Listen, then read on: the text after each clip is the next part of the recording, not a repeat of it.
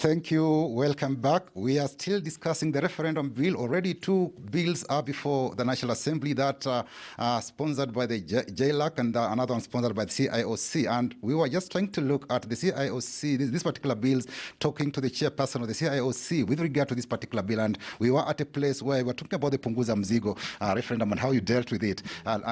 Surely, carry on. I must say that we did not quite help Dr. Aukot, because we were not ready with the referendum bill. And that is why our committee quickly said that to help the country, can we come up with a bill as quickly as we can? And we did. And let me tell you that we consulted far and wide. The legal minds in this town had an input in that bill. Ordinary Kenyans had an input in that bill. But as I said, we'll again try and make sure that what we got from all those sources informs the bill that is on the floor. But let me say that it is important that the laws or the mandate of both CIOC and JLAC is sorted out and looked into by the House Business Committee, because CIOC mandate comes from the Constitution. The one for JLAC is from the studying orders. And a first-year student at the School of Law will tell you that our Constitution is supreme. And I think we need to, even as the institution with the mandate to protect the Constitution as provided for at Article 94 and 95, we need to wake up to that reality and provide for room and space for CIOC. Let me say this. If CIOC is allowed to play its role properly, and it's supported adequately by Parliament, we will not be having the BBI process today. It would have been done by the CIOC during the 11th Parliament. But the 11th Parliament almost killed CIOC. We've woken it up, and I can tell you the BBI 2, BBI 3 should be handled by the CIOCs of the future. Yes, looking at it, just talking about the BBI process and how CIOC was maybe elbowed from the process. We saw there was that time when we came to auditing our constitution. The Budget and Appropriations Committee was given that task to audit the constitution. Yet some executive members feel CIOC would have been better placed because it's the one charged with the mandate of oversighting implementation. Your take? The issues of constitution, impediment and gaps are issues that are going to be there in the life of this document.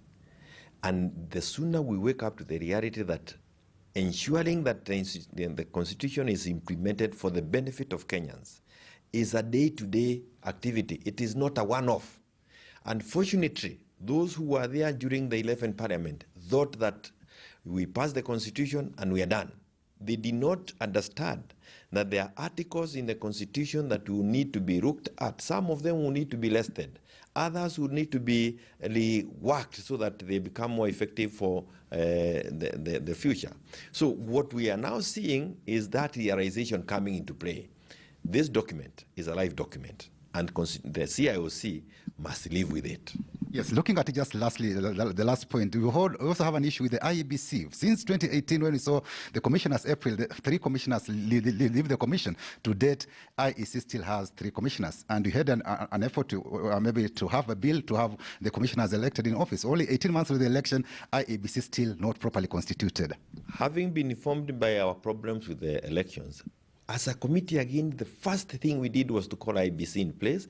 We came up with a bill that was going to give them the legality that is now being charged all over. But again, Parliament, through the House Business Committee, sat on the bill. Another bill was developed by JLAC. It was brought and fast-tracked. Ours is still pending somewhere in the corridors of power in Parliament, something that Parliament should never be, it should never be proud of. That is a dark spot. Thank you so much. That is Jeremiah Kioni, the chairperson of the Constitution of Implementation Oversight Committee, just sharing to us some of the issues that pertain to the floor of the House when it comes to legislation. And now he's already said that there's need for the 2 committees to come together, for the House Business Committee to ensure that they carry out their mandates in a proper manner so that we don't have this issue of conflicting when it comes to legislating. From here at KCC, I'm Patrick Amimo. Back to you, Ashley. Thank you very much, Patrick Amimo, for that. Of course, we will continue giving you updates on this developing story in a way only we can here on KTN News. Now, students drawn from Moi Girls High School, Eldoret, today staged